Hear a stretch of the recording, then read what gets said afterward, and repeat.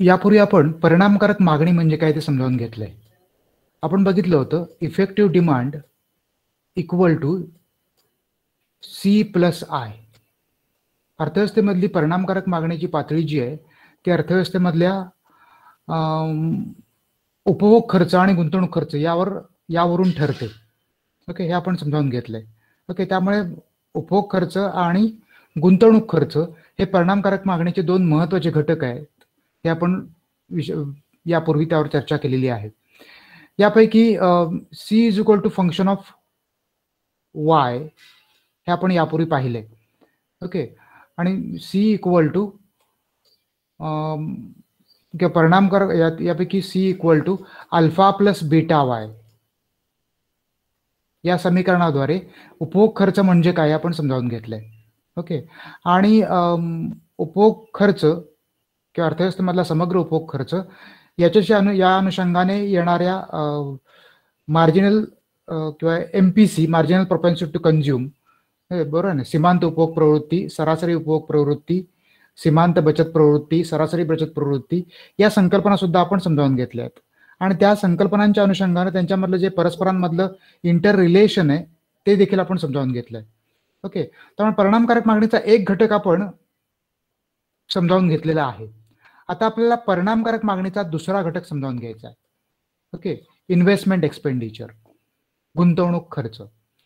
इथं आपण ज्यावेळेला इन्व्हेस्टमेंट एक्सपेंडिचर असं म्हणतो त्यावेळेला आपल्याला अपेक्षित असणारा जो हा इन्व्हेस्टमेंट आहे, ओके, ही इन्व्हेस्टमेंट की इथं केन्सच्या विश्लेषणामध्ये अपेक्षित इन्व्हेस्टमेंट आहे किंवा एकूणच अर्थशास्त्रामध्ये इन्व्हेस्टमेंट किंवा गुंतवणुकी संकल्पना जी वापरली जाते ती संकल्पना थोडीशी व्यवहारामध्ये आपण ज्या अर्थानं गुंतवणूक संकल्पना वापरतो त्यापेक्षा थोडीशी वेगळी आहे.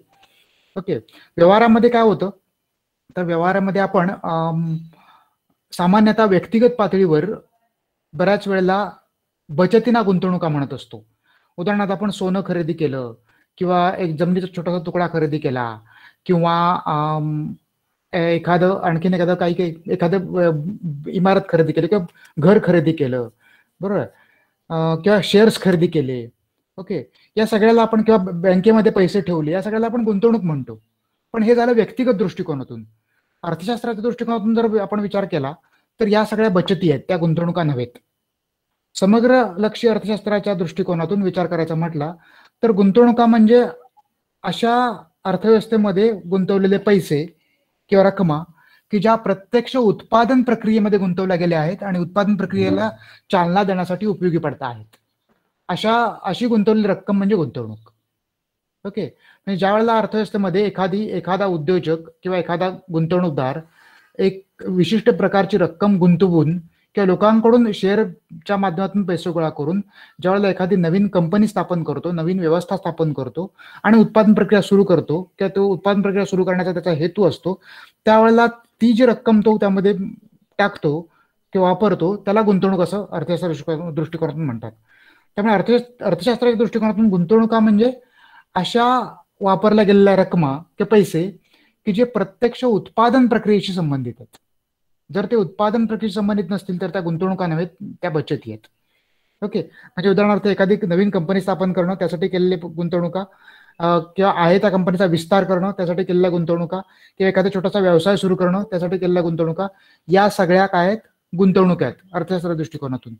ओके, आणि या उलट सोनं खरेदी आपण वैयक्तिक पातळीवर ज्या करतो सगळ्या बचती आहेत. सोनं खरेदी, बँकेतून पैसे ठेवले फिक्स्ड डिपॉझिटला किंवा आणखीन इतर स्वरूपाचे, एखादं घर खरेदी केलं, एखादी जमीन खरेदी केली, हे सगळं जे आहे हे सगळं काय आहे की शेअर खरेदी केली आपण वैयक्तिक पातळीवर, हे सुद्धा जे काय आहे हे सगळं बचत आहे, ही गुंतवणूक नव्हे.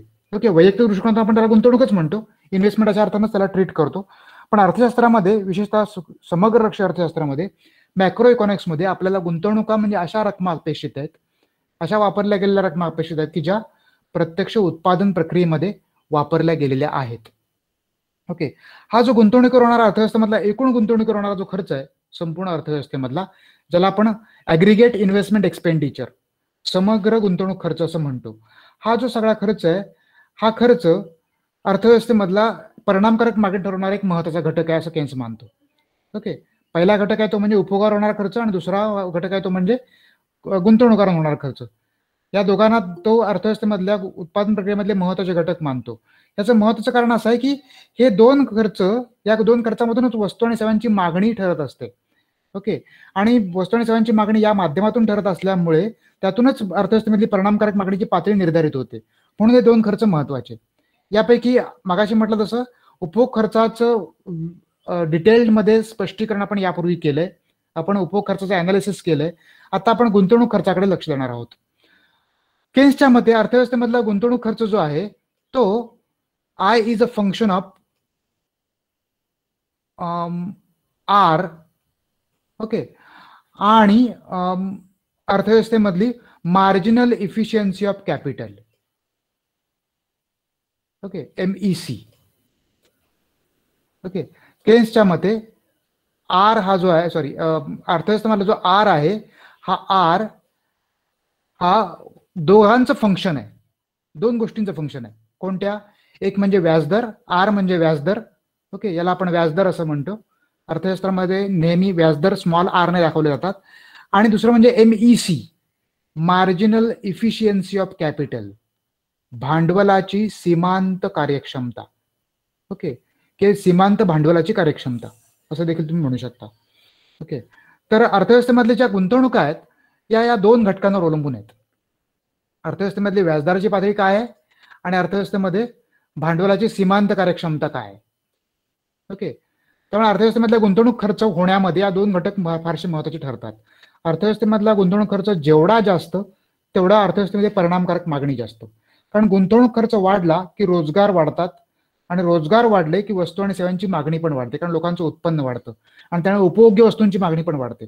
आणि दुसऱ्या बाजूने गुंतवणूक खर्च वाढल्यामुळे, हा आय वाढल्यामुळे अर्थव्यवस्थेमध्ये काय होतं तर गुंतवणूक वस्तूंची, इन्व्हेस्टमेंट गुड्स म्हणजे यंत्रसामुग्री वगैरे तत्सम स्वरूपाच्या गुंतवणूक वस्तूंची, इन्व्हेस्टमेंट गुड्सची पण मागणी वाढते. आणि त्यामुळेच अर्थव्यवस्थेमध्ये परिणामकारक मागणी निर्धारित करण्यामध्ये हा गुंतवणूक खर्च सुद्धा महत्वाची भूमिका बजावतो असं केन्स मानतोय. ओके, तर हा आय कशावरून ठरतो हे स्पष्ट करताना केन्सनं I equal to function of Y असं म्हटलंय. ओके, म्हणजे आय अर्थव्यवस्थेमधला हा जो आय आहे हा अर्थव्यवस्थेमधला आर म्हणजे व्याजदराची पातळी आणि MEC म्हणजे भांडवलाची सीमांत कार्यक्षमता. ओके, या दोन गोष्टींवर अवलंबून असतो. ओके, हा अर्थव्यवस्थेमधला व्याजदर म्हणजे काय ते आपल्याला माहिती आहे, बरोबर ना. अर्थव्यवस्थेमधले ठेवी आणि कर्ज यांच्या संदर्भात बँका जो दर आकारतात, ठेवी ठेवून घेण्यासाठी जो व्याजदर देतात किंवा कर्ज देण्यासाठी जो व्याजदर देतात त्यालाच जो चार्ज आकारतात त्याला आपण व्याजदर असं म्हणून ओळखतो. ओके, इथे आता व्याजदर हा अर्थव्यवस्थेमधल्या भांडवलाचा परतावा या दृष्टिकोनातून विचारात घ्यायचा आहे. ओके, अर्थव्यवस्थेमध्ये जे भांडवल आहे कॅपिटल, अर्थव्यवस्थेमध्ये भांडवल नेहमी के या अक्षराने दाखवलं जातं. ओके, जरी कॅपिटल स्पेलिंग CA असं असलं, CAPITAL असं जरी असलं तरी ते अर्थशास्त्रामध्ये भांडवल नेहमी के न दाखवलं जातं. तर ह्या अर्थव्यवस्थेमधला हा जो के आहे म्हणजे भांडवल आहे त्याचा परताव्याचा दर जो आहे तो म्हणजे व्याजदर. ओके, या दृष्टिकोनातून इथं व्याजदराला पाहायचं आहे. ओके, तर व्याजदर हा अर्थव्यवस्थेमधला एक महत्वाचा घटक आहे की जो अर्थव्यवस्थेमधल्या गुंतवणुकांना निर्धारित करण्यामध्ये महत्वाची भूमिका बजावत असतो. अर्थव्यवस्थेमधला व्याजदर जेव्हा वाढतो, हा आर जेव्हा वाढतो त्यावेळेला अर्थव्यवस्थेमध्ये त्याचा गुंतवणुकावरून विपरीत परिणाम होतो, कारण भांडवल महाग होतं. ओके, व्याजदर ज्या वेळेला खूप वेगाने वाढत जातो, ओके, त्यावेळेला भांडवलावरचा परतावा जास्त द्यावा लागतो, त्यामुळे भांडवल महाग होतं आणि भांडवल महाग झाल्यामुळे उत्पादन प्रक्रियेचा खर्च वाढणार असतो आणि त्यामुळे उद्योजक काय करतात, उद्योजक हा आर वाढल्यानंतर उद्योजक गुंतवणुका कमी करतात. ओके, त्यामुळे आय कमी होतो. ओके, याउलट जर व्याजदर जर कमी होणार असेल, अर्थव्यवस्थेमधला व्याजदर जर कमी होत असेल तर अशा वेळेला भांडवल स्वस्त होतं आणि भांडवल स्वस्त झाल्यामुळे अर्थव्यवस्थेमधले गुंतवणूकदार गुंतवणुका अधिक करू शकतात. त्यामुळे आर जर खाली गेला तर अर्थव्यवस्थेमधला हा आय जो आहे तो वाढू शकतो किंवा आय वाढतो. ओके, अशा प्रकारे हा व्याजदर हा आयशी डायरेक्टली संबंधित असतो असं म्हणतात किंवा प्रत्यक्षपणे संबंधित असतो असं म्हणता येतो. म्हणजे आर हा या आयवर म्हणजेच अर्थव्यवस्थेमधल्या गुंतवणूक खर्चावर प्रत्यक्षपणे परिणाम करतो असं आपण म्हणू शकतो.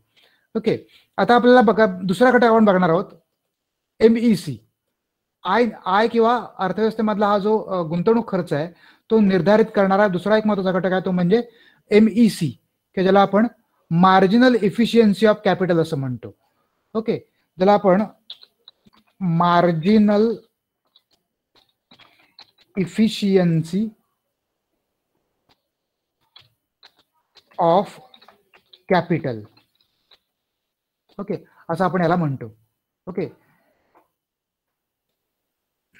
मार्जिनल इफिशियन्सी ऑफ कॅपिटल, याला मराठीमध्ये आपण भांडवलाची सीमांत कार्यक्षमता, इफिशियन्सी म्हणजे कार्यक्षमता, भांडवलाची सीमांत कार्यक्षमता असं म्हणतो.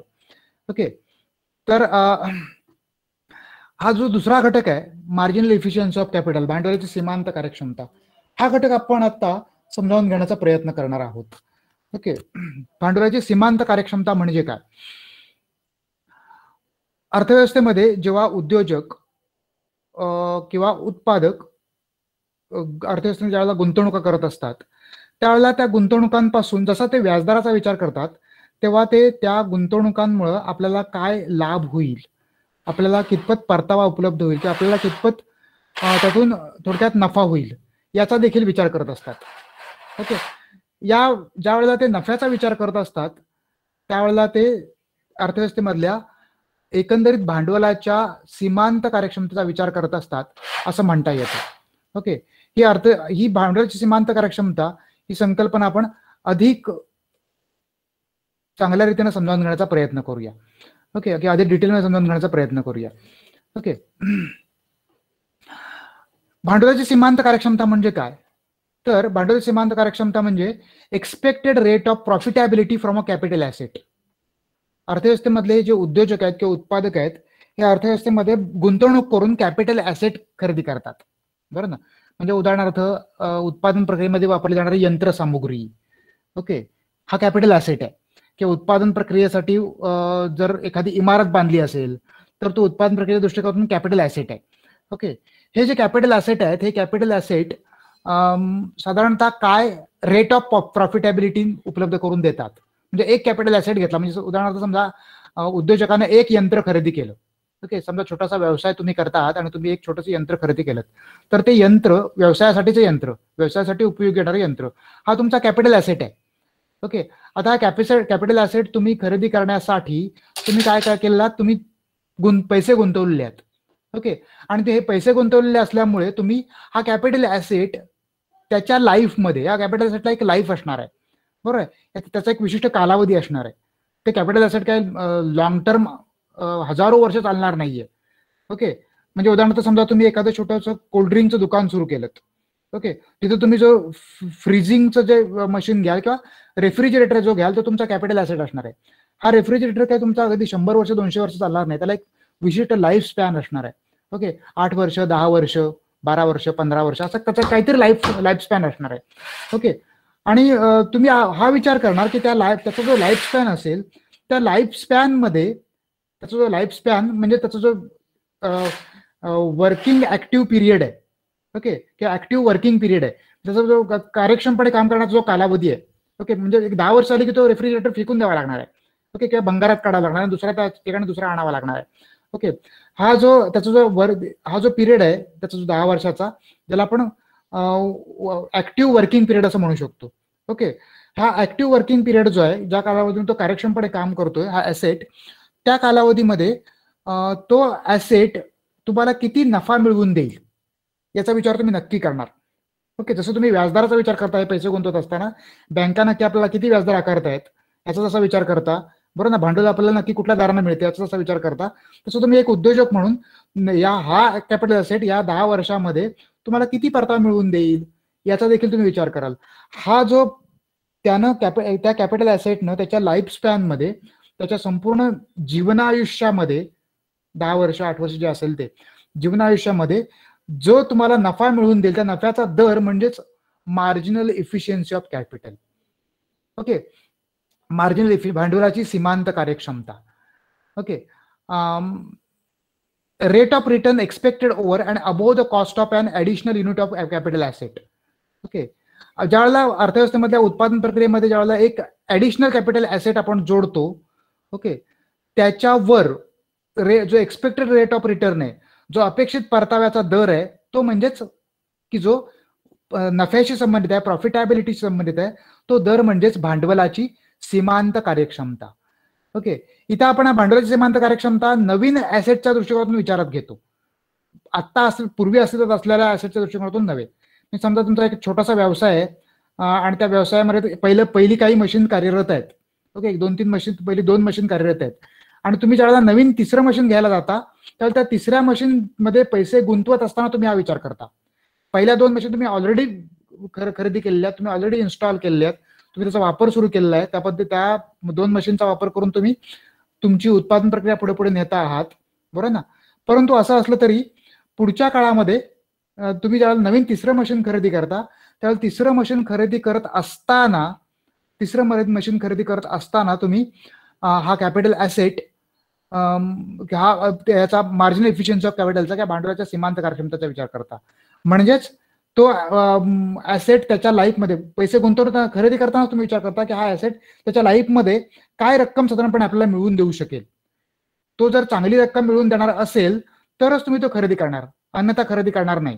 म्हणजे आपल्या त्या रेफ्रिजरेटरच्या उदाहरणामध्ये तुम्हाला माहिती आहे हा रेफ्रिजरेटर 10 वर्षात टिकणार आहे आणि या 10 वर्षाच्या कालावधीमध्ये हा रेफ्रिजरेटर 15,000 रुपयाला येतोय.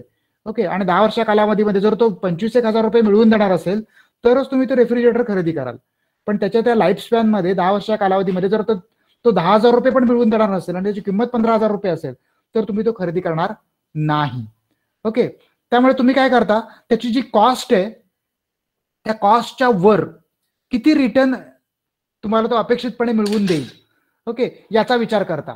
हे जे रिटर्न, हा जो रिटर्नचा रेट आहे यालाच भांडवलाची सीमांत कार्यक्षमता असं केन्सनं म्हटलंय.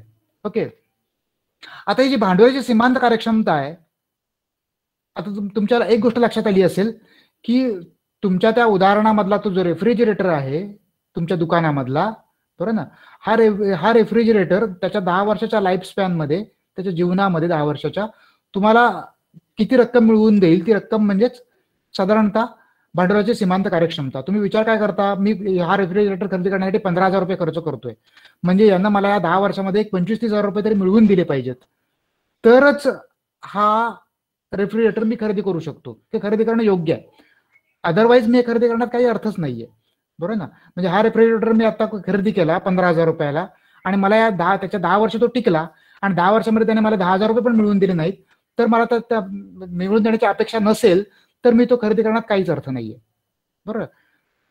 आता यावरून तुमच्या या उदाहरणामध्ये तुमच्या एक गोष्ट लक्षात आली असेल, तो रेफ्रिजरेटर त्याच्या 10 वर्षाच्या कालावधीमध्ये किती रक्कम मिळवून देईल हे काही फक्त त्या रेफ्रिजरेटरवर अवलंबून नाहीये, इतर अनेक गोष्टींवर अवलंबून आहे.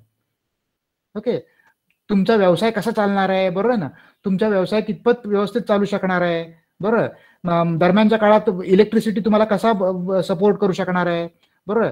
अशा अनेक गोष्टी आहेत की ज्या बाह्य गोष्टी आहेत की ज्याच्यावर तुम्हाला त्या रेफ्रिजरेटर तुम्हाला किती रक्कम मिळवून देईल हे अवलंबून असणार, फक्त त्या रेफ्रिजरेटरच्या क्षमतेवरच अवलंबून असणार आहे.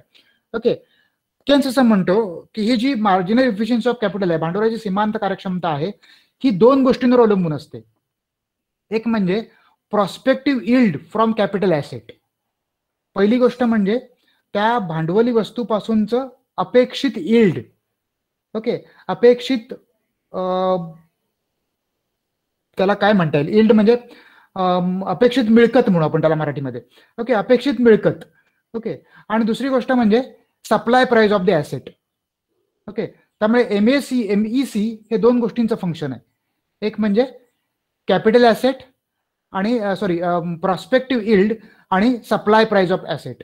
ओके, म्हणजे इथं आपण आता समीकरण घेत असताना आपण असं म्हटलं की इथे आपण अशा प्रकारचं समीकरण तयार केलं, बरोबर ना.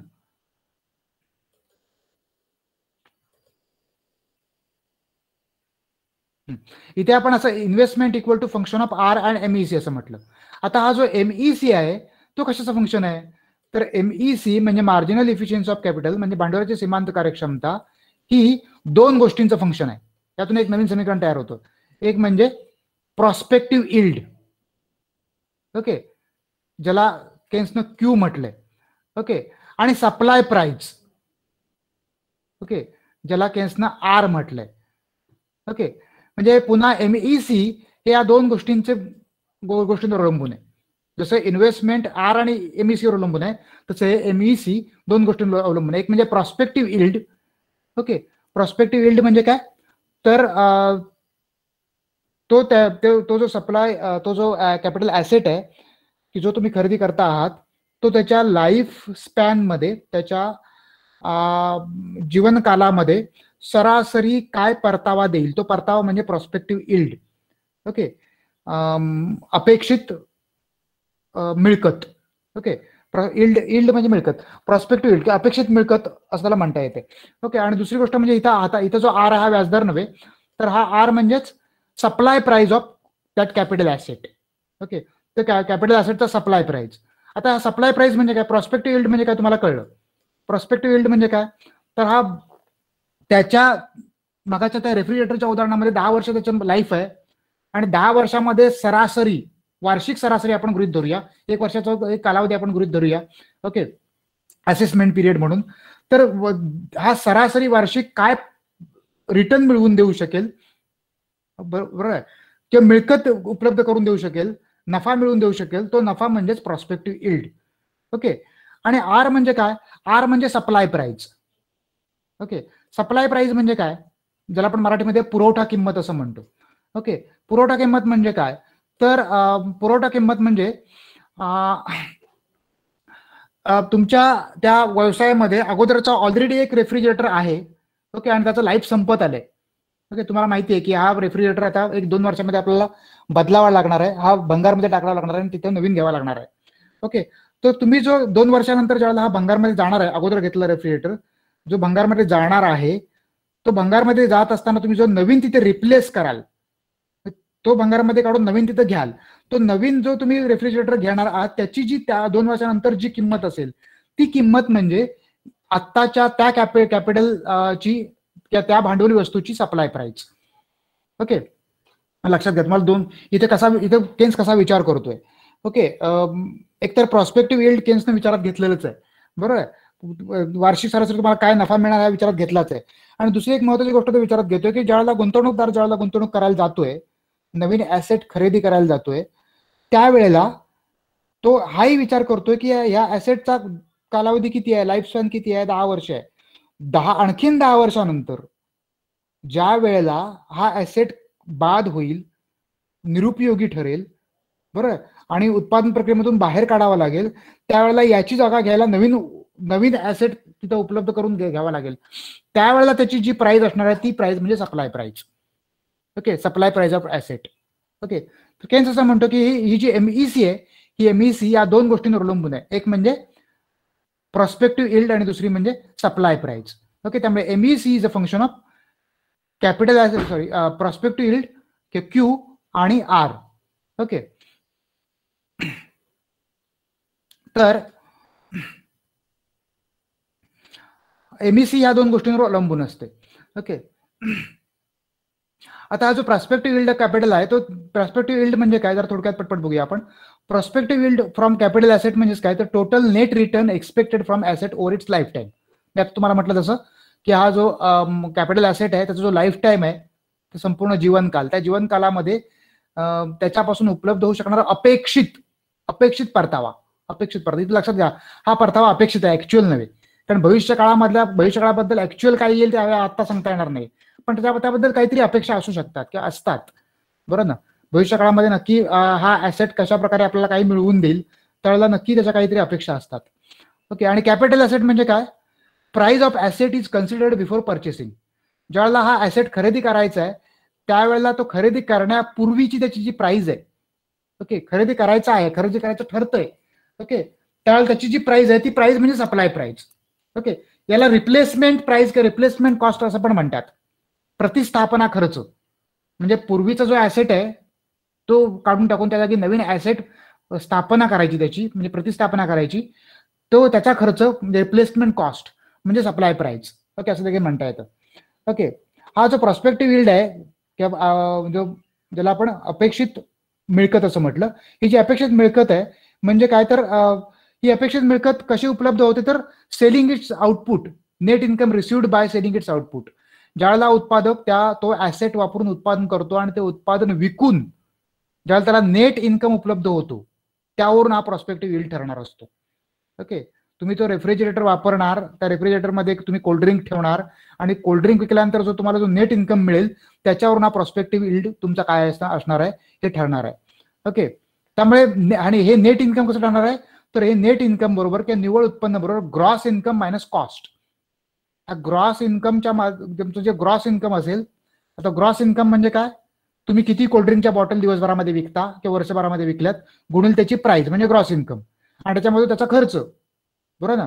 तुम्ही त्या तुमचा कच्चा माल म्हणजे तुम्ही त्या थंड नसताना खरेदी केलेले असणार त्याचे प्राइस प्लस तुमचा रेफ्रिजरेशनचा खर्च म्हणजे इलेक्ट्रिसिटीचं बिल वगैरे मिळून जो खर्च येईल तो खर्च म्हणजे कॉस्ट. हा कॉस्ट ग्रॉस इन्कम मध्ये वजा केला की नेट इन्कम उपलब्ध होतो, आणि या नेट इन्कम वरून त्या निव्वळ उत्पन्नावरून प्रॉस्पेक्टिव्ह यील्ड म्हणजे अपेक्षित मिळकत ठरते, आणि या अपेक्षित मिळकतीवरून एमईसी ठरते. ओके, हा एमईसी ठरवणारा दुसरा घटक आहे सप्लाय प्राइस. ओके, पुरवठा किंमत. पुरवठा किंमत म्हणजे काय, कॅपिटल ऍसेटची पुरवठा किंमत म्हणजे काय, तर price of asset is considered before purchasing. आता म्हटलं तसं तो जो घटक आहे तो खरेदी करण्यापूर्वीची त्याची जी अपेक्षित किंमत आहे की त्याची किंमत असणार त्या ऍसेटची ती म्हणजे supply price. Okay, comparison is made between supply price and yield from the asset. उद्योजक काय करतो, तुम्ही जर उद्योजक असाल तर तुम्ही काय कराल, याची सप्लाय प्राइस काय आणि प्रॉस्पेक्टिव्ह यील्ड काय याचा तुम्ही विचार कराल, बरोबर ना. सप्लाय प्राइस काय आहे आणि प्रॉस्पेक्टिव्ह यील्ड काय याचा तुम्ही विचार कराल आणि मग तुम्ही तो निर्णय घेत असता. त्यामुळे याच्यामध्ये उद्योजक कंपॅरिझन करत असतो प्रॉस्पेक्टिव्ह यील्ड मध्ये आणि सप्लाय प्राइस मध्ये. ओके, इथं विचार कसा करतो, तर प्रॉस्पेक्टिव्ह यील्ड ही सप्लाय प्राइस पेक्षा जास्त असली पाहिजे. म्हणजे मगाशी म्हटलं तसं त्या 10 वर्षाच्या कालावधीमध्ये त्या रेफ्रिजरेटरची किंमत जर 15,000 रुपये असेल तर त्यांना किमान 25,000 रुपये मिळवून दिले पाहिजेत त्या वर्षामध्ये. 10,000 रुपये तरी वर मिळवून दिले पाहिजेत तरच त्याचा उपयोग आहे. ओके, म्हणजे सप्लाय प्राइस 15,000 आणि prospective yield 25,000, sorry prospective yield 10,000 वरची. ओके, या दोघांचं तुम्ही कंपॅरिझन करता. प्रॉस्पेक्टिव्ह यील्ड जर तुमची चांगली असेल आणि ती जर सप्लाय प्राइसच्या तुलनेत अधिक असेल तर तुम्ही ते ऍसेट खरेदी करायचा निर्णय घेता, अन्यथा घेत नाही. ओके, त्यामुळे Wien investment is made Wien yield is more than supply price, ज्यावेळेला ही यील्ड प्रॉस्पेक्टिव्ह यील्ड ज्यावेळेला सप्लाय प्राइस पेक्षा जास्त असते त्यावेळेला गुंतवणुकांचा निर्णय घेतला जातो. ओके, गुंतवणुकांचा निर्णय घेत असताना आणखीन एक महत्त्वाचा घटक विचारात घेतला जातो ज्याचा विचार आपण शेवटी करणार या लेक्चरच्या, तो म्हणजे व्याजदर. सुरुवातीला आपण व्याजदर म्हणजे काय बघितलंच आहे, पण पुन्हा एकदा एमईसी आणि व्याजदराची तुलना आपण करून आपण बघणार आहोत. ओके, तर हा जो एमईसी आहे हा एमईसी काढला कसा काढला त्या संदर्भात एक सूत्र दिलं जातं. ओके, त्या संदर्भात सूत्र CR equal to Q1 divided by 1 plus R चा पहिला घात plus Q2 divided by 1 plus R चा दुसरा घात plus Q3 divided by 1 plus R चा तिसरा घात dot dot dot QN divided by 1 plus R चा n वा घात. ओके, हा जो प्रॉस्पेक्टिव्ह यील्ड आहे हा प्रॉस्पेक्टिव्ह यील्ड काढण्याचा फॉर्म्युला. ओके, तो कसा काढला जातो, तर हा CR म्हणजे प्रॉस्पेक्टिव्ह यील्ड किंवा सप्लाय प्राइस, सॉरी CR म्हणजे supply price of asset. Okay, ही कॅपिटल ऍसेटची सप्लाय प्राइस ही Q1 म्हणजे annual return from capital asset. हे जे Q1, Q2, Q3, Q4, Q5, QN पर्यंत, ओके, हे जे आहेत हे काय आहे तर अॅन्युअल रिटर्न्स, वार्षिक कॅपिटल ऍसेट पासूनचा वार्षिक सरासरी परतावा. ओके, वार्षिक सरासरी परतावा. ओके, आणि आर म्हणजे काय तर rate of discount. Okay, marginal efficiency of capital, ह्याचा रेट ऑफ डिस्काउंट. ओके, हा रेट ऑफ डिस्काउंट काय हा ती व्हॅल्यू म्हणजे आर. ओके, आणि हा फॉर्म्युला वापरून कॅपिटल ऍसेट तांत्रिक भाषेत बोलायचं झालं तर हा फॉर्म्युला वापरून एक्झॅक्ट सप्लाय प्राइसच्या आधारे मार्जिनल इफिशियन्सी ऑफ कॅपिटल काय आहे हे ठरवता येते. हा जो फॉर्म्युला आहे हा अशा प्रकारे उलटा करता येतो. Okay, find out R formula can be rearranged as R equal to Q1 upon CR minus CR म्हणजे सप्लाय प्राइस, Q1 म्हणजे दर वार्षिक अपेक्षित परतावा आणि -1. हा जर आपण फॉर्म्युला वापरला तर आपण डायरेक्ट एमईसी काढू शकतो. ओके, इथे आता एक एमईसीचं उदाहरण घेतलंय. ओके, सप्लाय प्राइस 1,000 रुपये 1,000 करोड असताना 1,000 कोटी असताना प्रॉस्पेक्टिव्ह यील्ड फर्स्ट पहिल्या वर्षी प्रॉस्पेक्टिव्ह 1,250 रुपये आहे. Okay, R equal to R और एमईसी इक्वल टू 1,250 भागिले 1,000 -1 हे 0.25 किंवा 25% म्हणजे इथे 25% एमईसी ची व्हॅल्यू आहे असं म्हणता येतं. ओके, तर हा फॉर्म्युला वापरून अशा प्रकारे एमईसी ची व्हॅल्यू काढली जाऊ शकते. ओके, आता एमईसीचा विचार केल्यानंतर हा इन्व्हेस्टमेंटचा जो वक्र आहे तो कसा येईल, तर एमईसीचा जो हे आहे रिलेशनशिप जे एमईसी आणि इन्व्हेस्टमेंट हे निगेटिव्ह कोरिलेशन आहे. एमईसी म्हणजे भांडवलाची सीमांत कार्यक्षमता आणि अर्थव्यवस्थेमध्ये होणार गुंतवणुका यांच्यामध्ये निगेटिव्ह कोरिलेशन असतं, यांच्यामध्ये परस्पर विरोधी संबंध असतो. म्हणजे ज्यावेळेला भांडवलाची सीमांत कार्यक्षमता जास्त असते किंवा गुंतवणुका ज्यावेळेला कमी असतात त्यावेळेला भांडवलाची सीमांत कार्यक्षमता जास्त असते. गुंतवणुका ज्यावेळेला वाढतात त्यावेळेला भांडवलाची सीमांत कार्यक्षमता कमी होते. ओके, हा संबंध नीट समजावून घ्या. अर्थव्यवस्थेमधल्या गुंतवणुका आणि अर्थव्यवस्थेमधली भांडवलाची सीमांत कार्यक्षमता या दोघांमधलं जे रिलेशन आहे हे रिलेशन कसं आहे, निगेटिव्ह कोरिलेशन आहे. ओके, दोघांमधला जो संबंध आहे तो नकारात्मक सहसंबंध आहे. म्हणजे कसा, तर एक वाढलं तर दुसरं कमी होतं आणि एक कमी झालं तर दुसरं वाढतं. यालाच आपण नकारात्मक सहसंबंध किंवा निगेटिव्ह कोरिलेशन असं म्हणतो, बरोबर ना. निगेटिव्ह कोरिलेशन म्हणजे काय तुम्हाला माहिती आहे. ओके, तुम्ही मागच्या वर्षी शिकलेला आहात. तर हे निगेटिव्ह कोरिलेशन आहे. म्हणजेच काय, तर गुंतवणुका वाढल्या तर भांडवलाची सीमांत कार्यक्षमता कमी होते, गुंतवणुका कमी झाल्या तर भांडवलाची सीमांत कार्यक्षमता वाढते. आणि त्यामुळे एमईसीचा वक्र जो आहे तो डावीकडून उजवीकडे उतरत जाणारा असतो. आता हे कसं घडतं, म्हणजे एमईसी आणि गुंतवणुका यांच्यामध्ये निगेटिव्ह कोरिलेशन कशा प्रकारे, ह्या जे रिलेशन आहे ते कशा प्रकारे एस्टॅब्लिश होतं, की हे रिलेशन निगेटिव्ह का आहे. तर ज्यावेळेला गुंतवणुका कमी असतात त्यावेळेला प्रॉस्पेक्टिव्ह यील्ड जास्त असतं. त्याचं कारण असं की अर्थव्यवस्थेमध्ये गुंतवणुका कमी असतील तर अर्थव्यवस्थेमधली उत्पादन प्रक्रिया थोडी स्लो असते. उत्पादन प्रक्रिया स्लो असल्यामुळे वस्तू आणि सेवांच्या उत्पादन कमी होत असतं आणि त्यामुळे तुलनेनं लोकांच्या गरजा जास्त असल्यामुळे वस्तू आणि सेवांना मागणी जास्त असते आणि मागणी जास्त असल्यामुळे तुलनेनं नफा जास्त मिळत असतो आणि त्यामुळे प्रॉस्पेक्टिव्ह यील्ड जास्त असतं. ओके, अर्थव्यवस्थेमधल्या एकूण गुंतवणुकांची ज्यावेळेला व्हॅल्यूम कमी असतो त्यावेळेला प्रॉस्पेक्टिव्ह यील्ड जास्त असतं. पण ज्यावेळेला जसं गुंतवणुका वाढत जातात, बरोबर ना, अधिक वाढत जातात, अर्थव्यवस्थेमधल्या गुंतवणुका वाढत जातात, अर्थव्यवस्थेमधल्या वस्तू, त्यामुळे गुंतवणुका वाढल्या की वस्तू आणि सेवांचं उत्पादन पण वाढतं, उत्पादन वाढलं की वस्तू आणि सेवांचा पुरवठा पण वाढतो मार्केटमधला, आणि पुरवठा वाढला की किमती कमी होतात आणि त्यामुळे नफा कमी होतो, आणि नफा कमी होतो म्हणजेच एमईसी कमी होते. ओके, त्यामुळे ह्या एमईसी म्हणजे भांडवलाची सीमांत कार्यक्षमता आणि गुंतवणुका यांच्यामध्ये निगेटिव्ह कोरिलेशन आहे, आणि कोरिलेशन निगेटिव्ह असल्यामुळे भांडवलाची कार्यक्षमताचा जो वक्र आहे एमईसीचा, जर उभ्या अक्षावर आपण एमईसी घेतली, ओके, उभ्या अक्षरावर आपण एमईसी घेतली आणि आडव्या अक्षरावर आपण जर गुंतवणुकांची जर पातळी घेतली, व्हॉल्यूम ऑफ इन्व्हेस्टमेंट घेतलं, तर एमईसीचा वक्र डावीकडून उजवीकडे उतरत जाणारा उपलब्ध होतो. उतरत जाणारा का, कारण दोघांमध्ये नकारात्मक स्वरूपाचा संबंध आहे.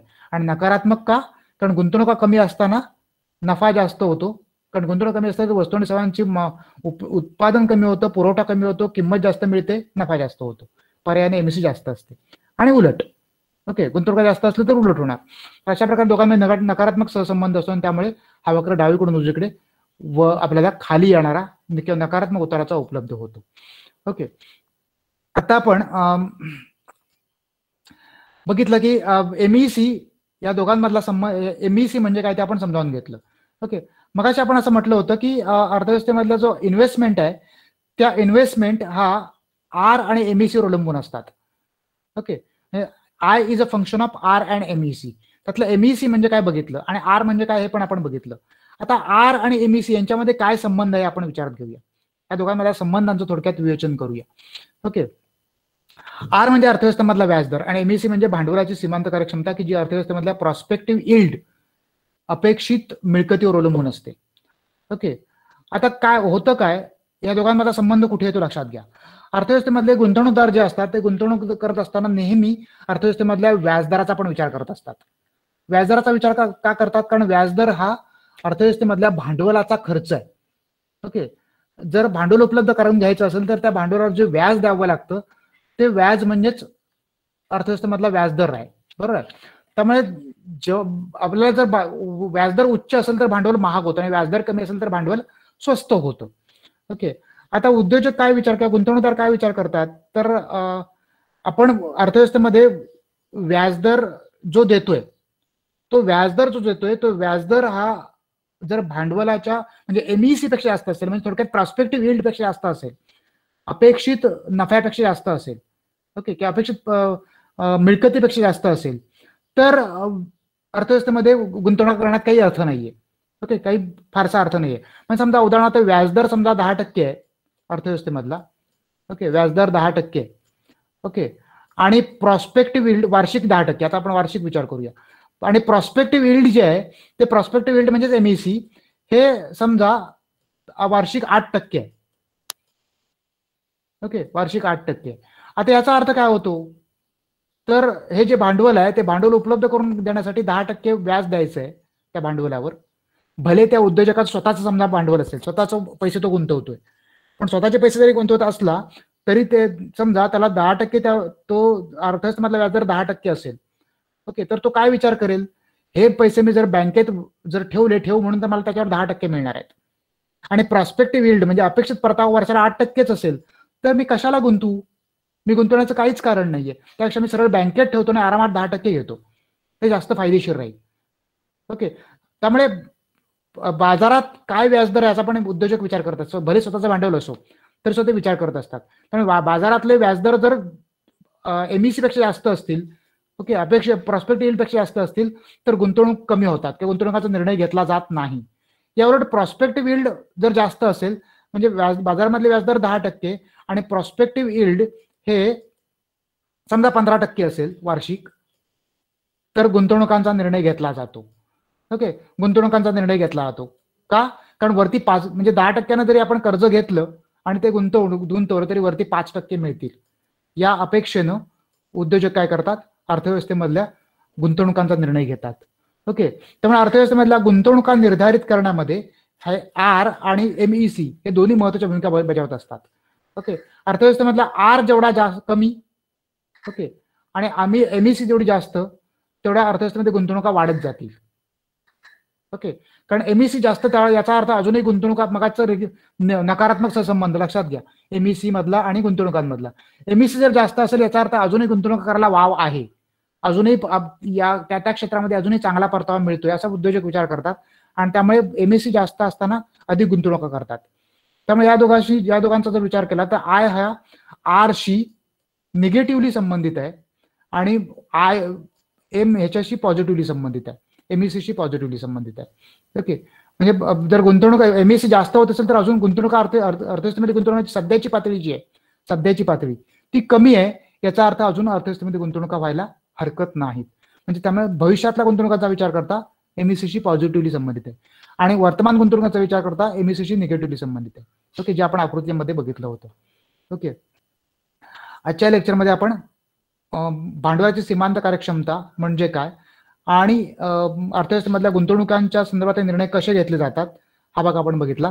आणि अर्थव्यवस्थेमधले गुंतवणूकदार व्याजदर आणि एमईसीची तुलना करून अर्थव्यवस्थेमधल्या गुंतवणुकीचे निर्णय कसे घेतात हे आपण समजावून घेतलं.